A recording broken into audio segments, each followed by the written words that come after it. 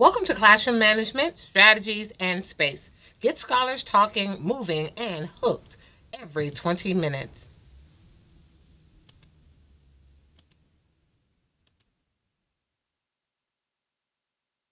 First, we'll start out by taking 1 to 2 minutes to rate yourself. Take a post it note. And if your rating is between 7 or 10, then you are considered to be a resident expert.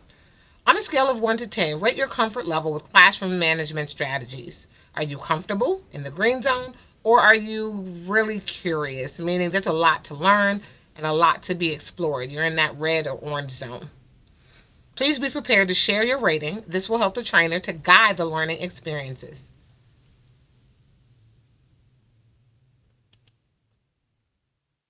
All right, our resident expert superpowers. Let's celebrate. We have resident experts within your team. Um, Within your team, that means that resident experts have knowledge, understanding, experience, and insight, wisdom, and care, and our resident experts should be willing to share, most importantly. So, if you have rated yourself between a 7 and 10, this is an opportunity for you to be a great idea generator, someone who can help to provide strategies for a variety of developmental age groups and or challenges that might come up in the classroom that need strategies, skills, and or management tactics.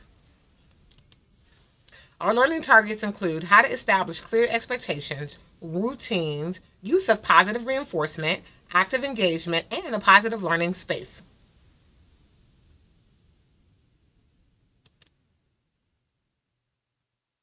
It is important to distinguish between behavior and classroom management. While behavior and classroom management are two distinct items, you need both to run a successful classroom.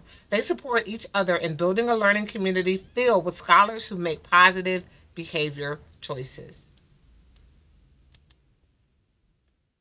A classroom community helps scholars feel valued and connected to the teacher and other scholars in the class.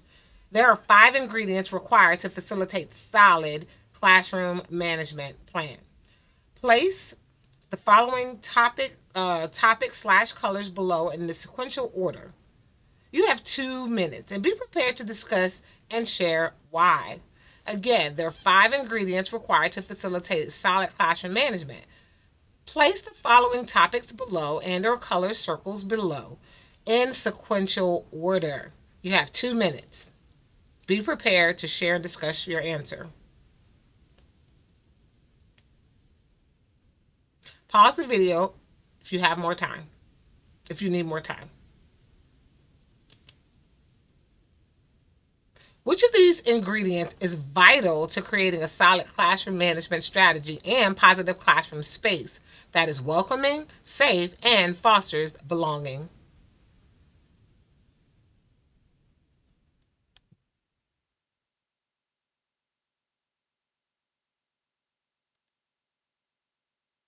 The what and the why. As you welcome scholars into the school year, the first challenge is to build a strong classroom community in which scholars feel welcome and appreciated for who they are and safe enough to be challenged and to learn new things. A classroom community is formed when scholars and the teacher come together as a class to work towards the common goal of learning.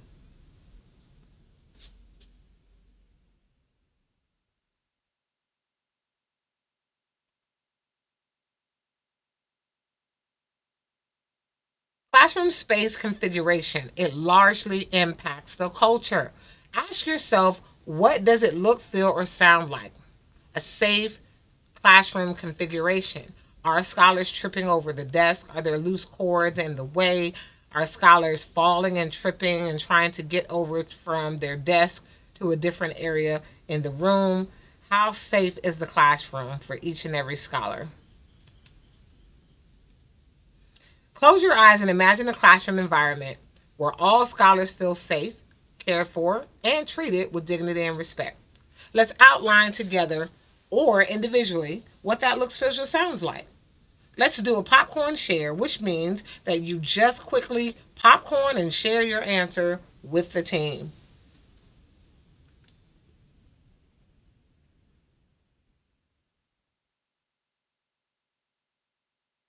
Pause the video So you can utilize the entire time, the reflection time.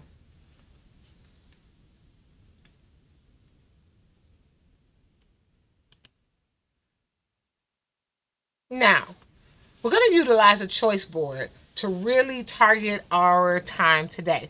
Everyone in the room, as an educator, has a different level of experience that you bring to the work that you're about to enter into. So, we have a choice board. We would like you to provide scholars with choice. So, we are modeling the practice in today's training.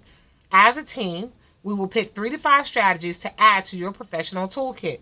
Share your topics that you would like to explore during this training time, and we will make a list to begin exploring. The goal is to get through your list, but we want you to pick your top categories that you would like to explore more to strengthen your professional skill sets.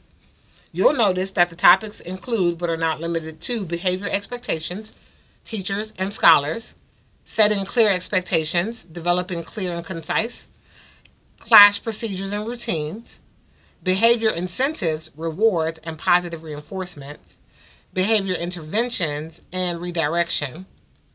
What would you do scenarios for experienced teachers? So, for our veteran teachers who classroom management, you have your routine and you believe you're pretty strong, this would be the category that should be in your top 3. Desk arrangements, whole group versus small group. Desk arrangements, to consider for morning meeting. Desk arrangements, quick movement and Olympic style. Carpet arrangement and rules. Whiteboard communication, learning targets, wall space, word wall ideas. Another wall space category, data tracker ideas. Scholar engagement, learn while standing or outside. Calm down corner ideas, when I'm triggered. So here we have this choice board.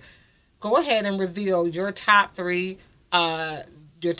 categories, and those are the ones that we're going to explore.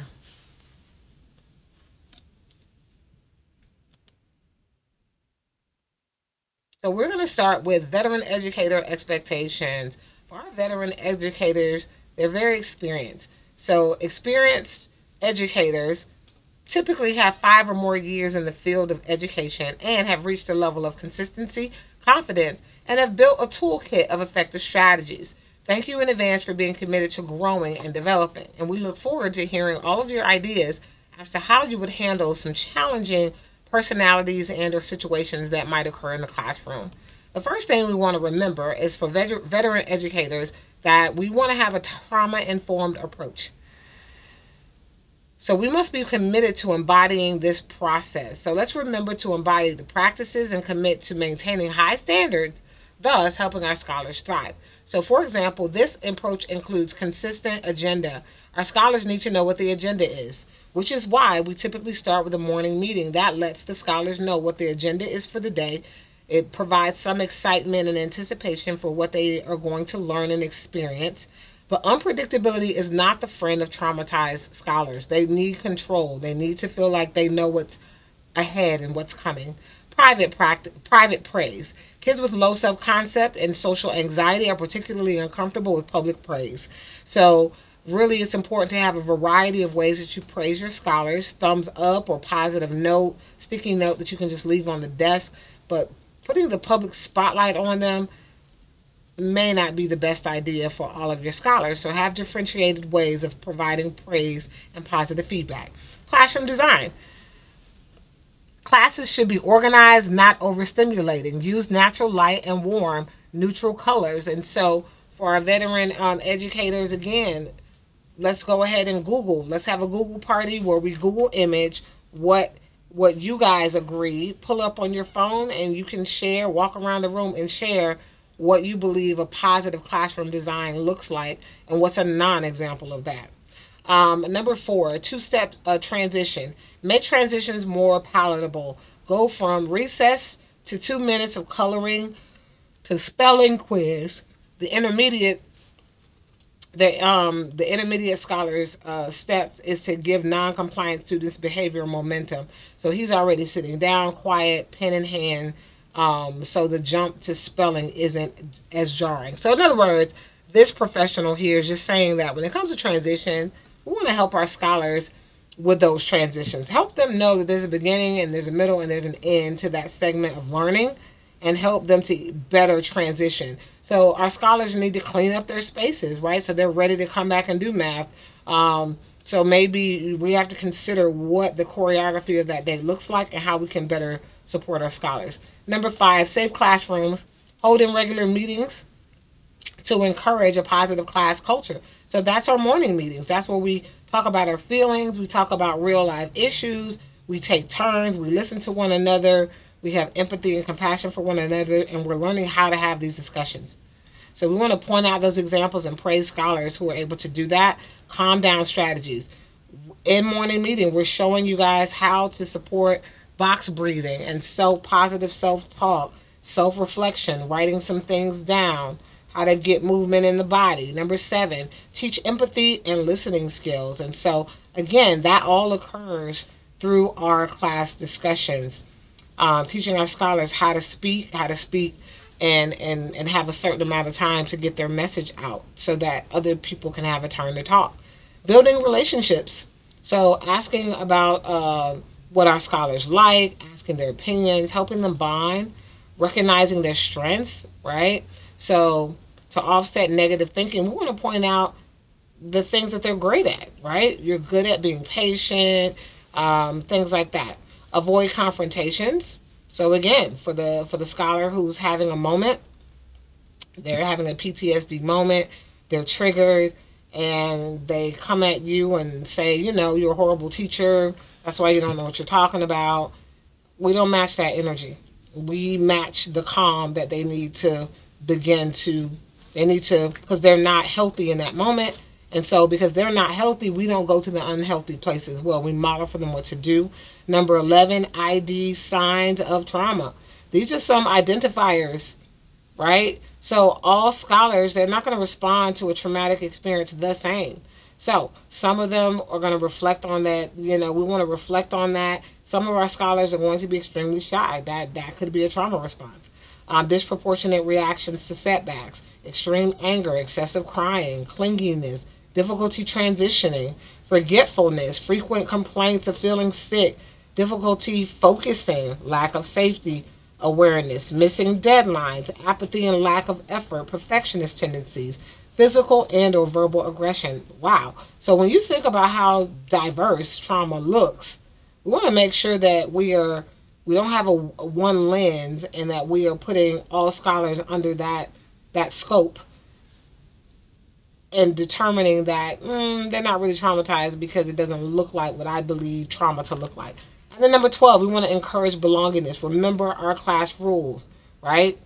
Everyone will eat lunch with a friend. Everyone will have someone that's supporting them. So as veteran educators, you have the solid foundation of classroom management, and so we want you to pursue and push more trauma informed teaching and responses. Also, culturally responsive teaching. What does this look, feel, and sound like for you? If you go through each of these, how do you incorporate identity and achievement in the classroom? How do you incorporate your teacher disposition and inclusiveness? So how do you promote equity and excellence? How do you promote developmental appropriateness, so their learning styles versus your teaching style? Are you accommodating multiple mediums of teaching and not just the way that you learn? Teaching the whole child. So are you thinking about helping them develop their skills in a cultural context? Can they connect this with the real world? Are they bridging the home and school community? Can they take the same skill outside of school and use it? And then last but not least, are you building a positive relationship? So the student-teacher relationships are key. Do they know you care about them, not just how they perform in math and ELA? And are you empowering them to know that they have choices in your classroom, in their classroom, that it's not just your classroom, it's our classroom? All right. And so because we have veteran educators, we provide another what would you do scenario. And so once we set the tone for a solid foundation of culturally responsive teaching and trauma informed teaching, now we're going to put that in action through conversations. Our veteran educators are going to get together in the room. We can split them up. They can actually have a separate laptop And you can go through each of these scenarios because you have the skill sets, you have strategies. We want to know, what would you do? What would be your action plan if you're on the crisis intervention team and your job is to support behaviors? Your job is to support making sure we don't allow scholars to get in their own way and self-sabotage their academics, right? And so, what would you do? You're going to click on, they can pick 2 out of the 4 topics based on the time that they have. And our veteran educators can have some in-depth conversations and literally share their strategies so that they're adding to their toolkit. Maybe there's some digital tools out there, or there's some additional things that new age educators are using that our veteran educators could benefit from. And maybe our veteran educators have some great things that can be shared with other staff members, or to even lead a mini PD. So we're going to start with bullying. So when you click on that, the what would you do, the circle or cohort of veteran educators will go through these scenarios. My coworker is a bully. It says a scholar reported that a colleague and teammate is saying mean and hurtful things to them. They shared a cell phone voice recording with you as evidence. What would you do? So a student comes to you, or a scholar comes to you and says, hey, I'm being bullied. And then they share this voice recording. You hear it, you recognize the voice. Now your colleague is under investigation after the parent reported the situation and has asked you to be their character witness. However, your coworker has always treated you really well. How would you respond and or coach this teacher? 15-year-old Carly is enjoying school now, but as an elementary student, she says she was targeted by a bully, her teacher. She would yell. Sometimes she hit kids' fingers with a ruler. I didn't want to go to school at all. Carly was missing school, the stress making her sick. Her mom, Gina, stepped in. I approached the teacher first. I then went to the principal and vice principal. But there was no change. Fed up, Gina wrote a letter to the education minister. That led to an investigation, and the teacher was found guilty of misconduct. But there's no public record. A year later, Gina found out through Facebook that teacher was in another classroom. All right, so we show a little segment. Our veteran educators look at this, and let's say that veteran educator that they hear on the voice recording, now they want you to be a character witness. What would you do? Would you be a character witness since they've always treated you well, even though the scholar comes to you with auditory evidence? So this discussion will occur. We'll talk about strategies. What would you do? This is definitely a situation with, wow, who deserves more weight? The scholar? Are you an advocate for the scholar, or are you an advocate for the adult? Something to think about. You click this button and it will take us back to the main menu. We'll go now to struggling and disruptive. Another classroom management strategy situation. It says, which classroom management strategy by the following teachers are helpful and or unhelpful? Did this technique reduce or increase the disruption? Why? What needs to occur to ensure that learning takes place for all scholars, and how would you coach this new teacher? So again, veteran teachers, we want you to be in a position of mentorship, and so we want you to watch this through the lens of how would you coach this teacher? What strategies did the teacher use? Were they helpful? Did they enhance, or were they a barrier? Okay, now does anybody remember what was in this container before? Aaron, go for it. Ice burr. I will accept ice burr. Now, there was an ice cube in this container before, right? Mom! Micah, why are you yelling in my class? Is your mom here right now? Mr. Eddie, you silly. No, I'm not. So there was an ice cube in here before, but now there's just water. What do we think happened to that ice cube? I love bingo. This isn't the first time Micah has disrupted my class. From what I understand, he's obsessed with a TV show about Australian dogs. Bluish or something, I don't know. It doesn't matter. What matters is I've tried everything to keep him in line and nothing works. It's gotten to the point where even his classmates are annoyed. Do you know how hard it is to annoy a first grader? Bingo, bingo, bingo, bingo, bingo. Everybody, eyes up here, bingo, right? Bluey. Bluey. The show is called Bluey. Now, rain is an example of water in its liquid state. Bluey is from down under. Micah, if you keep distracting your classmates, you're gonna leave me with no other choice but to send you to the principal's office. Now, we already know that ice is a solid, but water is a... Have you ever been down under? Micah, I didn't want to have to do this, but you're leaving me with no choice. Gather your things. You're going to see Principal Coleman. Now, Ice Cube melted and then turned into water, but we left that water in the sun and then it evaporated. Now, does anyone know...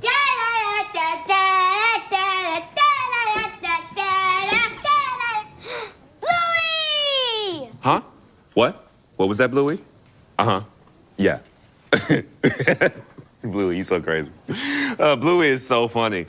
But she said that she knows what state the evaporated water is in. Does anyone else? Okay, Micah, come on up. Now you know he don't know. Okay. Now, is the water a solid, a liquid, or a gas? Wrong. Not quite, buddy. But that's okay. Thank you for trying.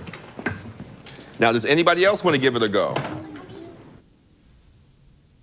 Okay, so this is a short clip. We see a lot of things here, and we see the teacher really using a lot of different strategies to try to engage scholars, but also to try to accommodate the interest of this particular scholar who's being disruptive. And so a great way to really look at what strategies the teacher used, nonverbal, verbal, even tapping into the scholar's interest of using Bluey on the board and preparing for it. So a great way to talk about what was helpful and what was not helpful. Going back to our menu, we have toxic tongue. So here again, my coworker has a toxic tongue. Which classroom responses by the teacher represent helpful or harmful professional conduct? Why or why not? Was this educator professional? Why? And how would you coach him or her? Here we go. District and parents are speaking out today after this teacher's controversial rant was caught on camera. Fox 13's Spencer Joseph spoke with parents and administrators today. My son signed up for a chemistry class. He didn't sign up for the teacher's personal feelings and political feelings class. I hate Donald Trump.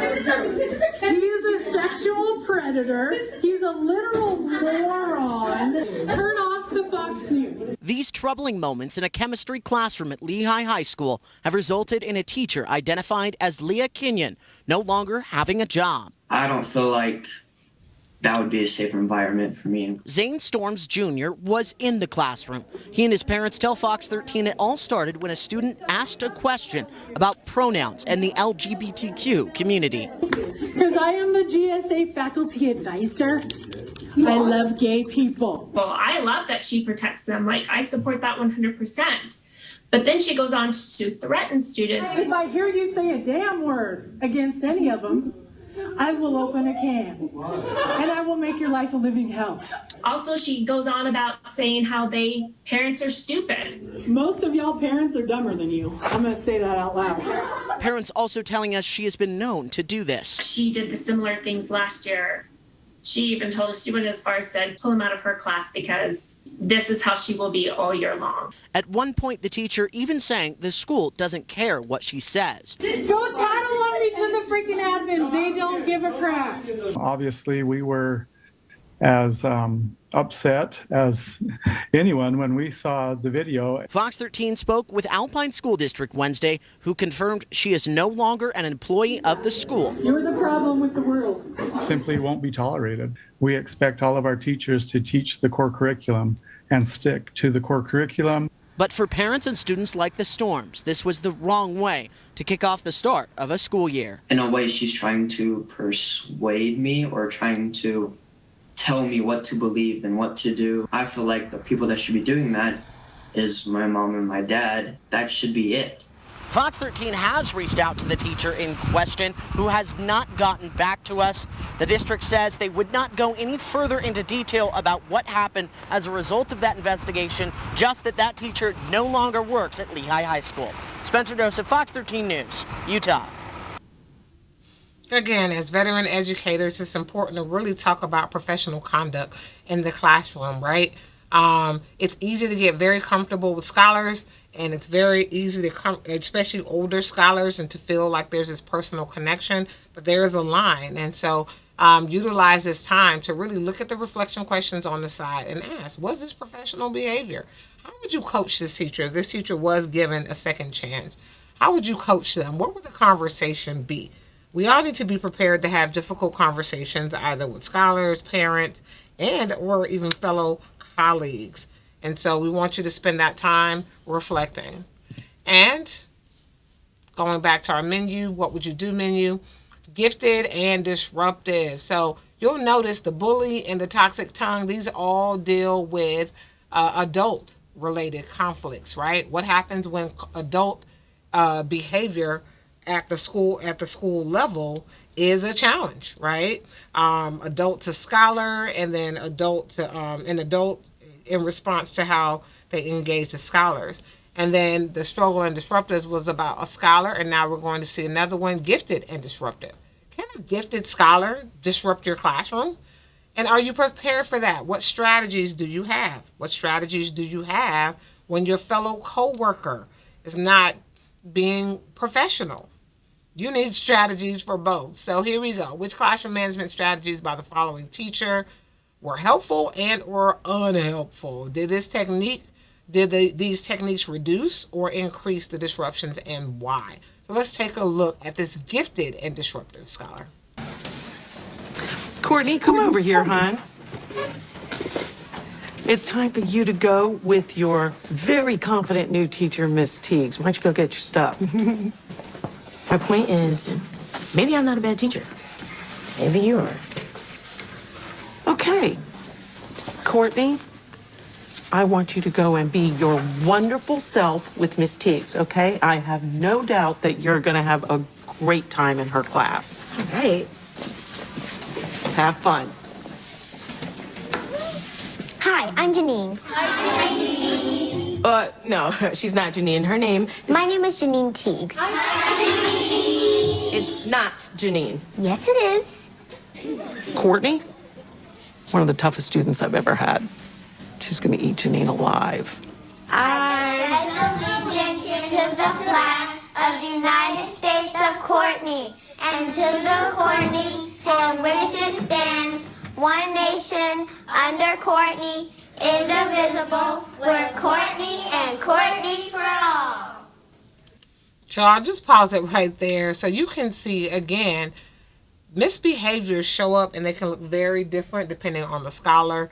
But there is sometimes a misconception, specifically for new professionals in the field, that, gifted scholars don't misbehave. They're well behaved. And that is simply not true. A lot of times they're more intellectual disruptions, more power struggles. And a power struggle can be gift wrapped, like little Courtney here. It can be gift wrapped in a smile and a charming package, but equally threatening to keeping the classroom area safe and secure. All right, so we're going to go back to the main menu. And so these were some what would you do scenarios for experienced teachers. Now we're going to go back, and I'm going to have us go through our choice board. And I'm just going to go through it kind of briefly, but this provides you the support that you need in the trainer notes. It provides exactly what you can do, but you can open it up to, again, make it interactive for your educators. You're only going to pick 3 things. You only have an hour to talk about classroom management. So you want to hone in and use and have an idea generator for the following topics that you have for the educators. You can even use you can even have your veteran teachers to do a brain generator, idea generator, and how they would support you in the following topics. But In this presentation, it gives us some great ideas, and so we'll go ahead and explore that. Behavior expectations, teacher and scholars. So here we go. Teacher expectations. It says, what are 5 things that teachers should do and 5 things effective teachers should not do in order to be effective? So what's the recipe? What do effective teachers do? 5 things that effective teachers do. And what are 5 things that effective teachers should not do? If they want to provide an environment that is, has clear behavioral expectations for scholars, go ahead and take the time to write it down on notebook paper and be prepared to popcorn share or on a post-it note. Pause the video for more time.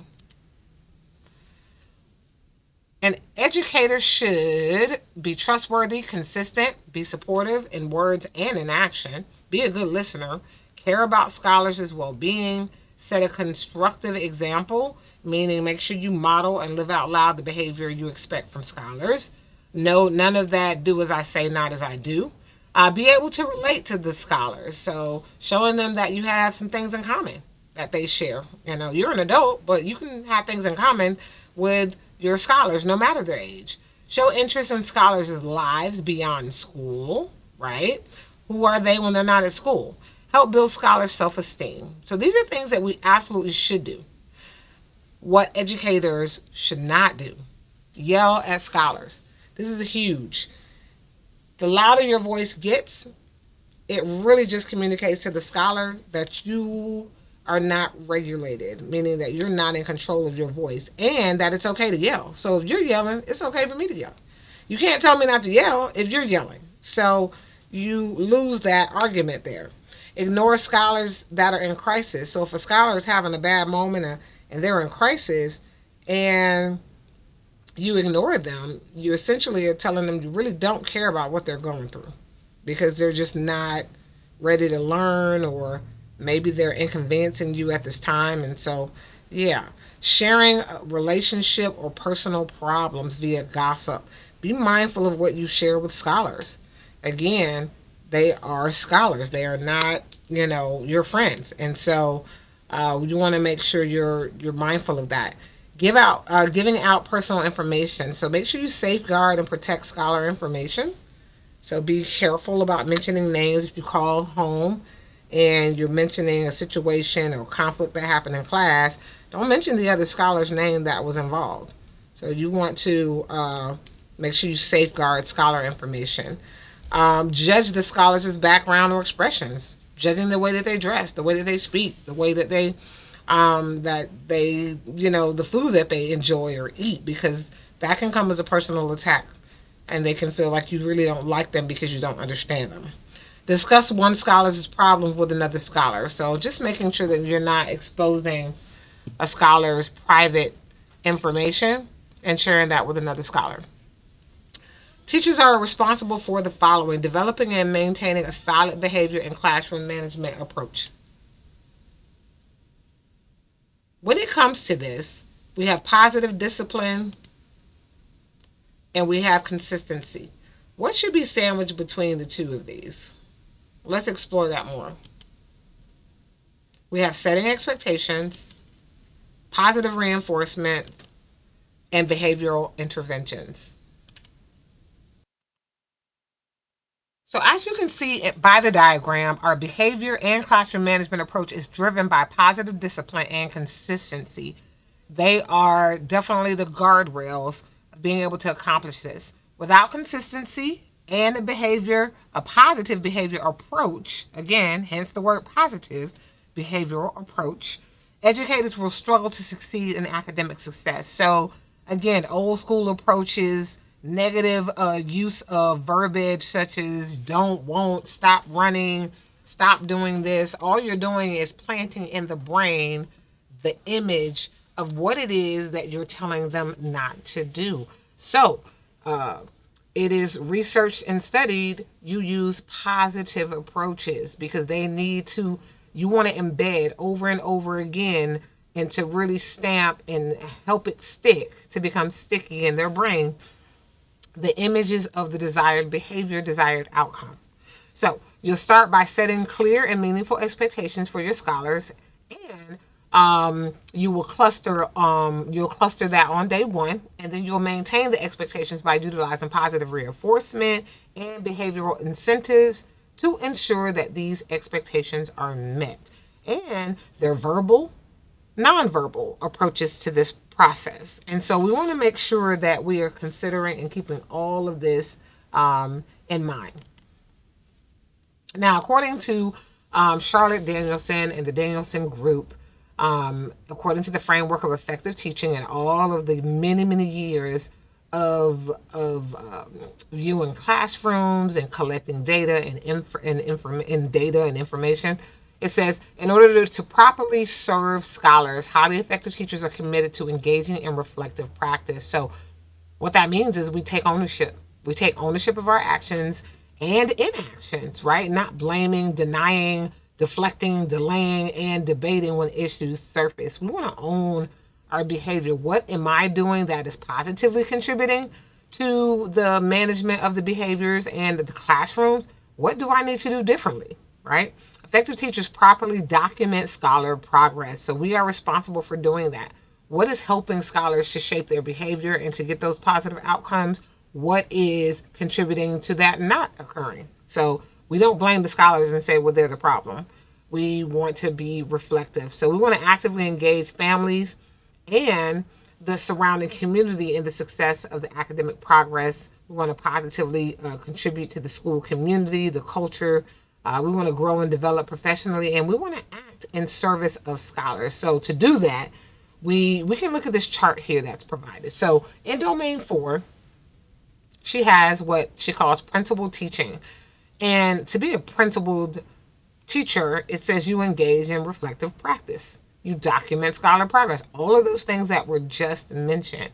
And the last one says acting in service of scholars. This literally goes hand in hand of our children first core value and our under the umbrella of our organization.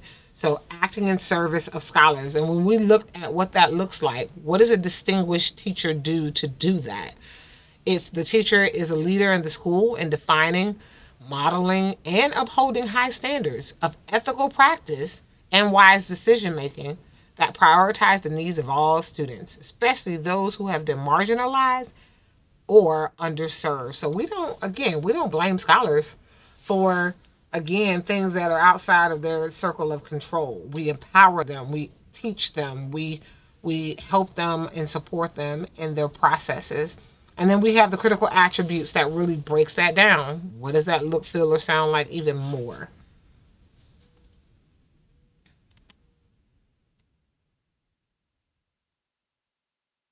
And I love some of the adjectives that, just look at this chart here and point out some of the adjectives and the descriptors there and what you notice. So take the time to think where you would rate yourself in looking at this rubric as a principled teacher.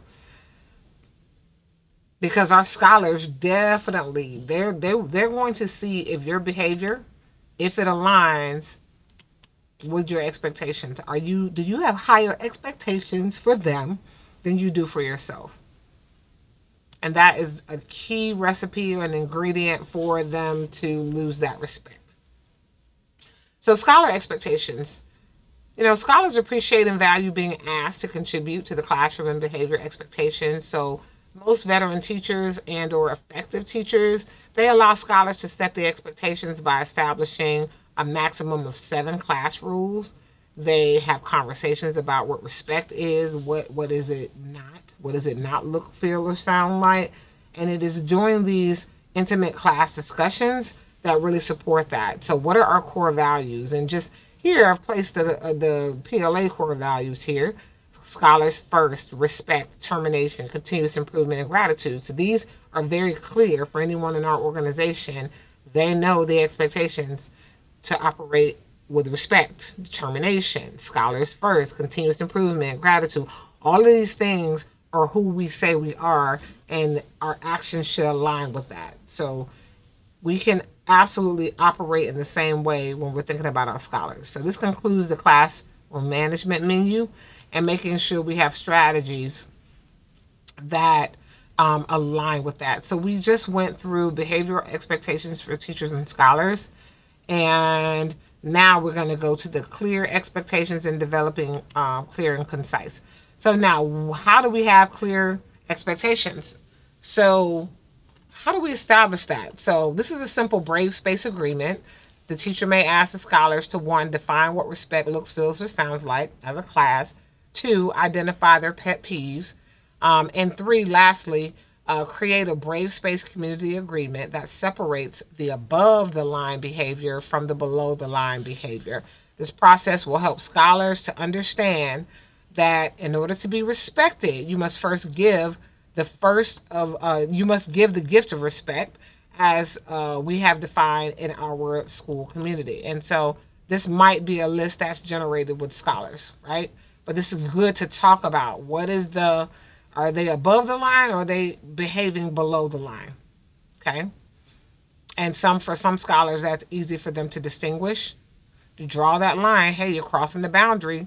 We want you, living and behaving according to the community agreements, not down here. This is below the standard. Okay. So welcoming diverse views, take turns speaking, share the time that we have to talk. And then some of the below the line behaviors: confusing me with another student in class, long lectures. Maybe scholars are saying we don't want teacher talk, a bunch of teacher talk. Assuming that we don't know or understand or can't do something. Scholars don't like when we as adults say what they can't do. Again, if we remove those negative words, then a lot of these things would not be an issue. Uncontrolled hands and feet, meaning people putting their hands on them and touching them or hitting them. Name calling, rumors, gossip, the use of profanity, complaining and blaming me for someone else's behavior. And so this is a list that scholars generated, an example, right? We can be intentional. So this behavior is respectful, honest, responsible, and brave. Do our scholars know what's respectful, honest, responsible, and brave? Well, they're defining what that looks, feels, and sounds like for them. Do they know which behaviors are unsafe, that makes the space toxic and non-inclusive, right? Well, these are the things that they have defined that turn the culture and climate into something that's not desirable. So then we have our clear expectations and procedure and routines. Like, how do we do that? How do we set clear expectations, procedures, and create the routines that's going to manage that process? Well, this is just one example. We have some classroom management checklists here. This is a CHAMPS checklist. This is their STOIC checklist. So this helps you. How structured is your classroom? Organize the classroom for success. So this is just a very informal thing that you can do to ask yourselves to guide your process. Is my classroom really structured? Is the room arranged so that you can get from any part of the room to another part of the room relatively efficiently? Can you and your students access the materials and the pencil sharpener without disturbing others? So these are some great reflection questions, right? Teach students how to behave responsibly in the classroom. Have you done that? Because when behaviors start to arise in your classroom, these are some of the things that we ask. Is it a structure issue? Is it that scholars are not being taught what the desired behavior should be? Observe student behavior. Like, what are we observing with our scholar behavior? Do you circulate and scan the room? Maybe the behaviors are showing up because we're not observing. Are we interacting positively with students? So maybe do our scholars really not have the best experience with us because, of how they're experiencing our behavior? And then correct irresponsible behavior fluently, that is in a manner that does not interrupt the flow of instruction. So how do we correct scholars? Are we ignoring all of this behavior, or are we really being proactive and correcting misbehaviors? So these are just some self-reflection questions that we can ask ourselves. And guidelines for success, we want to make sure that the expectations are clear. Something as simple as be responsible for their own actions, demonstrate their best in the classroom, cooperate with others, have a positive attitude, and respect themselves and others. So really outlining what you want the expectations for the classroom to be. Post the rules up. They need to see it. To live it out loud, they have to see it. This is an example. Look with your eyes, listen with your ears, quiet mouths, helping hands, and walking feet. So this is an example that you might use for some of our younger scholars. This might be something basic that you can use really for all grade levels. Come to class every day, stay on task during work periods, use hands, feet, and objects appropriately, follow the directions given by the teacher, and if work is completed early, scholars will read or work on other work. So this could be something as simple as what this teacher expects. And then this is a teacher who models that. She uses CHAMPS, which is an acronym that really helps scholars to know what her expectations are. So we're going to play this for you to see. Her goal is to teach, monitor, and provide feedback.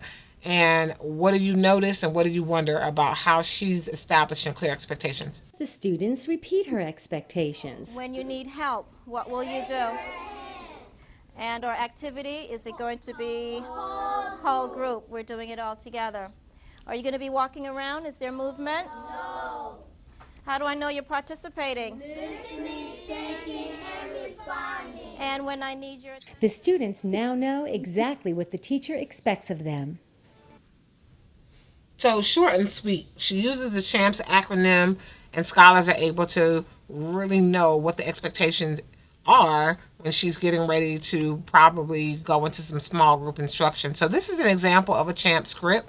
So feel free to take out a sheet of paper and write down what a typical script for you would be like. At the start of your class, what's the first thing you would do to say to your scholars? Some teachers might say, hey, well, I don't want to say anything. I want them to just start their do not activator, and I want them to start that. And that's fine.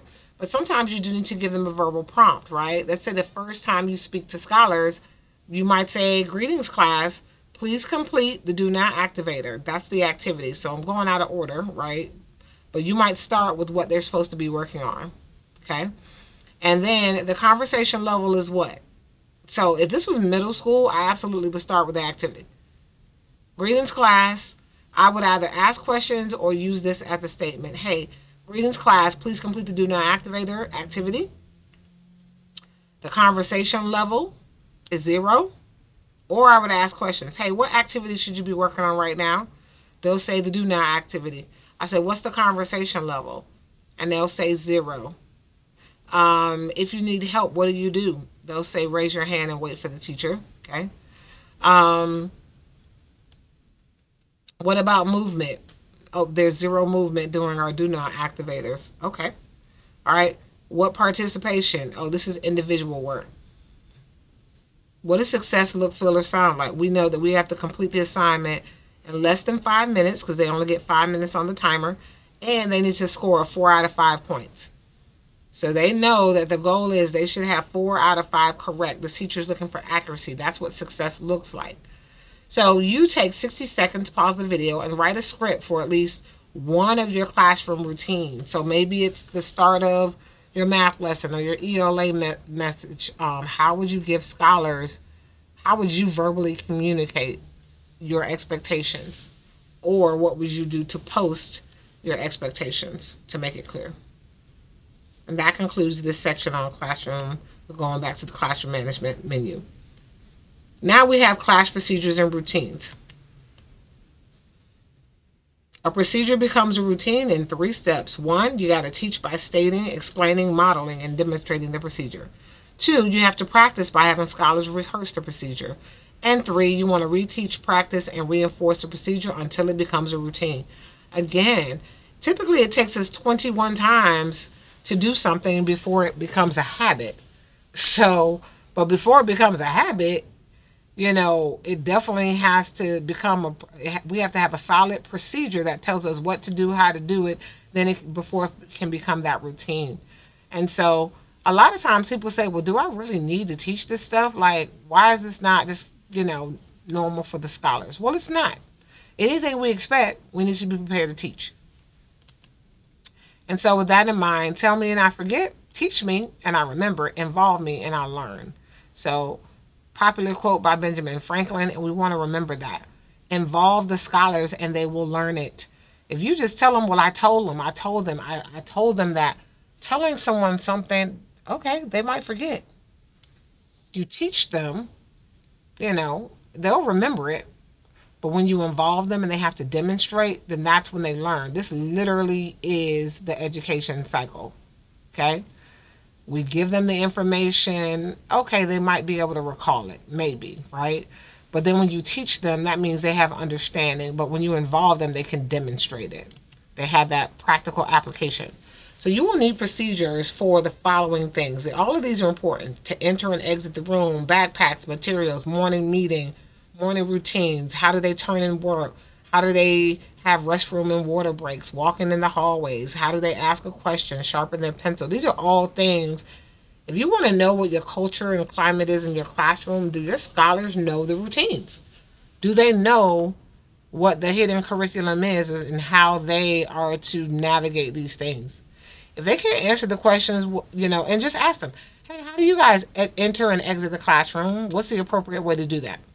So start with asking, okay, well, what do you guys do with your backpack and materials? What's the expectation, right? What's the routine in the morning for that or after lunch? And if your scholars are struggling to respond, then that means you have to clarify those things and to be consistent.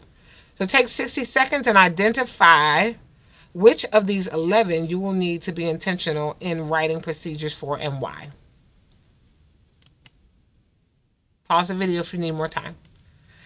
You also want to establish a schedule for scholars. They're highly visual. Remember to post the daily schedule and to utilize teacher proximity to ensure scholars are following your cues and prompts. But warning, sit down while giving instructions or teaching in a sitting down while giving instructions or teaching is a non-example and not effective practice. And so when you're teaching, you want to be up. You want to be circulating, scanning the room. Sitting down at your desk, unless there's some medical challenge or need, it can really prevent you from accessing scholars in the way that you need to. Then we have nonverbal communication. We all need nonverbal ways of communicating with our scholars. What happens if you're in a library and you need to get your scholars' attention? Well, you can't raise your voice in a library. So nonverbal communication makes up 70% of what we rely on in order to make meaning of our day-to-day world. So the classroom is no exception. So consider at least 3 nonverbal signals that will be beneficial in supporting the clear expectation of the classroom. Be prepared to share. So imagine giving your scholars these nonverbal signals. So when they raise their hand, they can, that a raised hand, you don't have to, it doesn't have to be a mystery what a raised hand means. A raised hand with a thumbs up means I understand. A thumbs down means nope. Their response is no. Of index finger up means trash. They want to throw something away.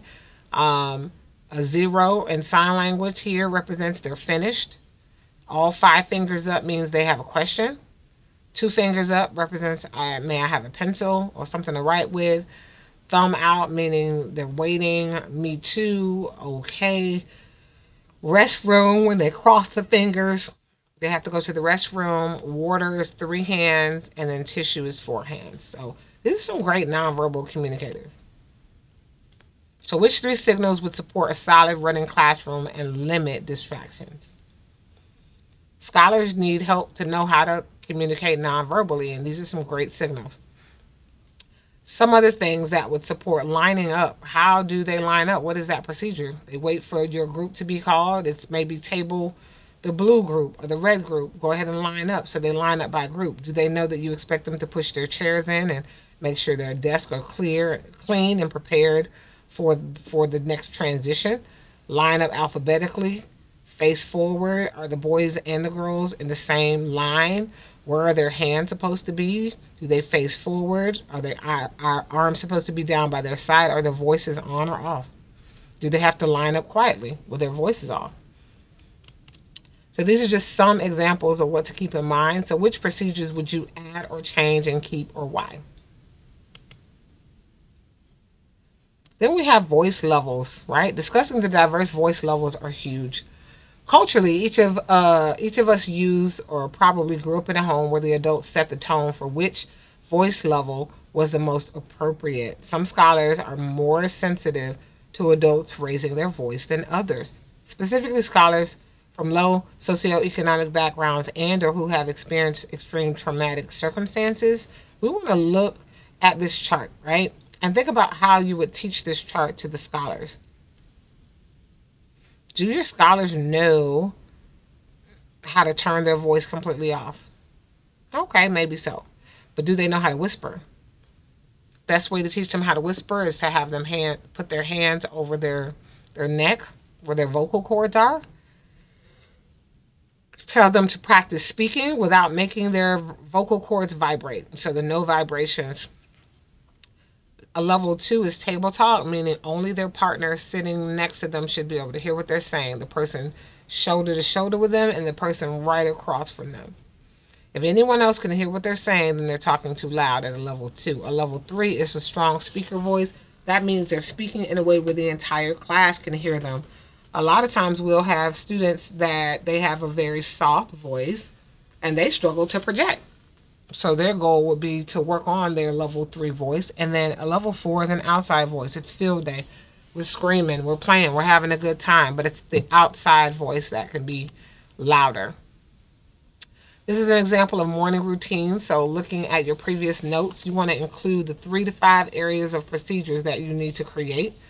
Do the procedures change based on the time and the location?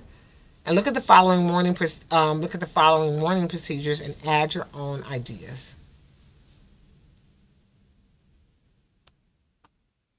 Again, have the scholars practice coming in the classroom peacefully. What does that mean? If a scholar is loud and yelling, send them back outside and say, you know what, you need to enter the room appropriately.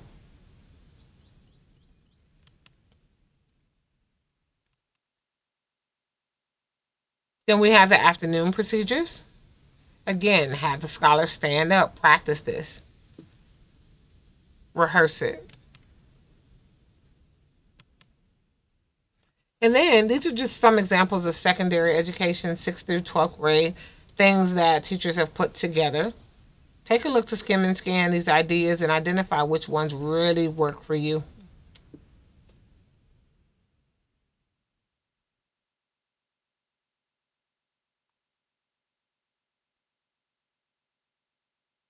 Pause the video if you need more time to review.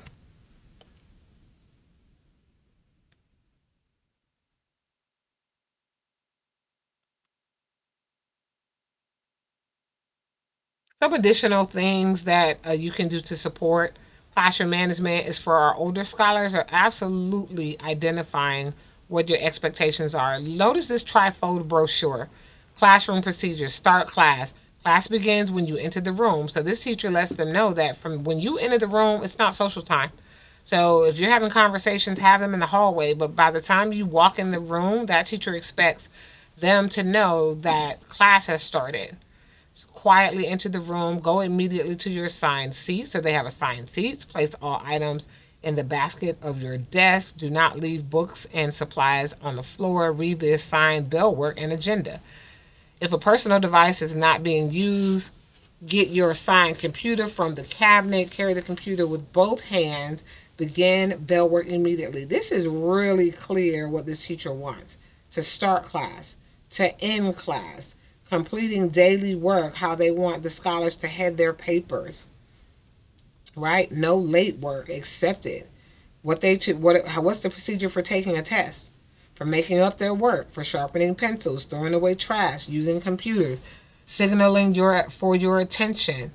How is the teacher going to ask them for their attention? If they use the Give Me 5 attention signal.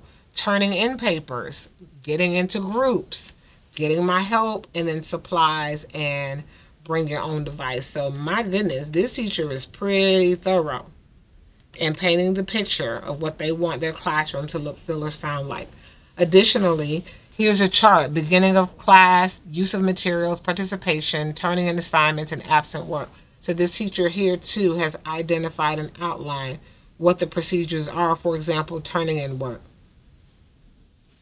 So this teacher has some homework bins that they would turn work into. So again, establishing classroom routines is all about communicating to the scholars and even involving them what the routines are we're going to use to make sure that we're able to have the classroom run effectively and efficiently. Where and how will scholars access materials? And so It's one thing to know what to do, right? But then there's the where. Where are these materials that I have access to, right? So, is there a specific area where scholars know that I can go into these containers and access scissors, glue, rulers, or do I have to ask the teacher first? We have markers, we have our carts, So it's just really important to make sure scholars can answer that question. Where do you go when you need a resource or a tool? Also, moving around the classroom, these are just some other things that teachers have used as ideas and examples. So feel free to pause the video and use these as an example for moving around. This teacher has a moving around, sharpening pencils, throwing away paper, and signing a pass. Teacher says, don't ask, just do. One person up at a time, and please don't be disruptive. So this teacher is just saying that, hey, don't just ask, do. If there's a need that you have to move around.